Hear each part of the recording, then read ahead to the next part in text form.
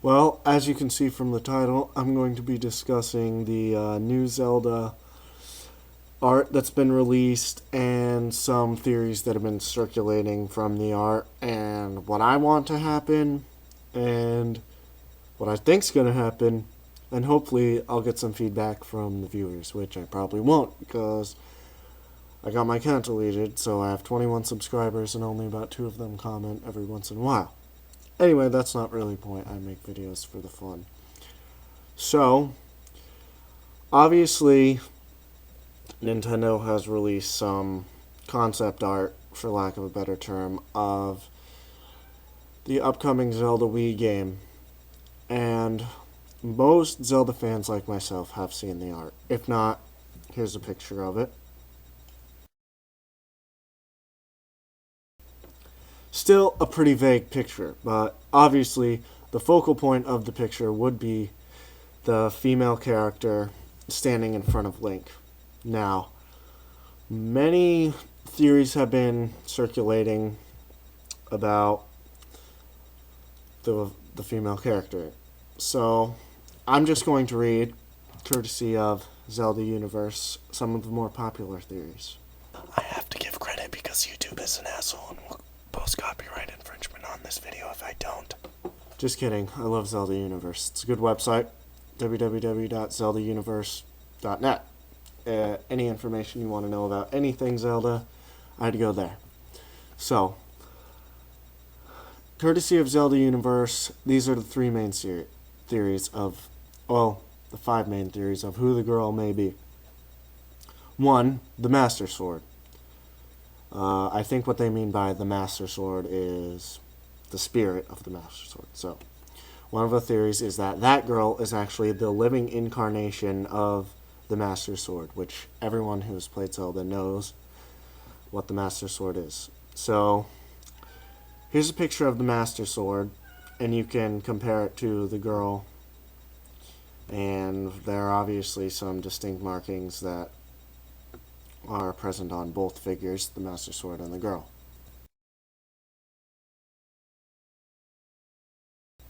So, you be the judge on that one. Is it the living incarnation of the Master Sword? Quite possibly, but again, these are only theories. So, another theory on Zelda Universe is this female character the Queen of Fairies? The female character, I would have to kind of agree with this one, does resemble the Queen of Fairies slightly from the Wind Waker. So, again, I'll post a picture of the Queen of Fairies from the Wind Waker, so you can look at that and be the judge.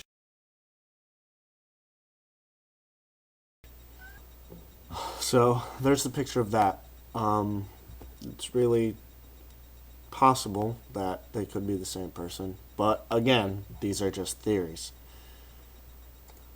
The third option, poll option on Zelda Universe is both the Master Sword and the Queen of Fairies. So, it is possible that she could be the living incarnation of the Master Sword and the Queen of Fairies. I don't really think that's likely because in all the previous games, fairies and the Master Sword really had nothing to do with one another. Correct me if I'm wrong. But, again, Shigeru Miyamoto quoted that they were taking a new direction with this Zelda. So it might be likely that it could be both. But, again, it's a theory. Option 4. Nintendo is going somewhere completely different with this new game. I think that's the most likely answer because Miyamoto has stated in interviews they're going somewhere completely different with the new Zelda game, or that's what they're trying to do. But that option could also go hand in hand with option 1 because it has never been seen in any Zelda game that a living incarnation of the Master Sword was present. So, those two could both be right in that respect. Anyway, I think I agree most with option 4 because it makes the most sense. Sorry, cat. Okay. So, that's basically the 4 major theories that have been circulating about that figure in the Zelda game. And it's really up to you, because that's the only information we've had released about the new Zelda game, aside from a few interviews with Shigeru Miyamoto, which I'm pretty sure you can find on g4tv.com or YouTube. So now I guess I'm going to discuss what I would like to happen in the Zelda game. I think it would be really good for the entire Nintendo company if they did take something new and like ideas. They have some pretty unique ideas. So if they take a new idea and incorporate it into the classic Zelda franchise and gameplay that we all know and love. For example, Wind Waker took something new and, in my opinion, made a really good game because they didn't stray too far from the original Zelda gameplay and plot. Still had your dungeons, still collected items, still traveled a lot, still communicated with people, but again, they didn't take an idea too far-fetched. An example of taking an idea that strayed too far from original Zelda would be the Minish Cap. In my opinion, not a very good Zelda game. Sure, it's an okay game in the fact that you get to explore, kind of miniature the world as a miniature character, but as far as the Zelda game goes, not that good.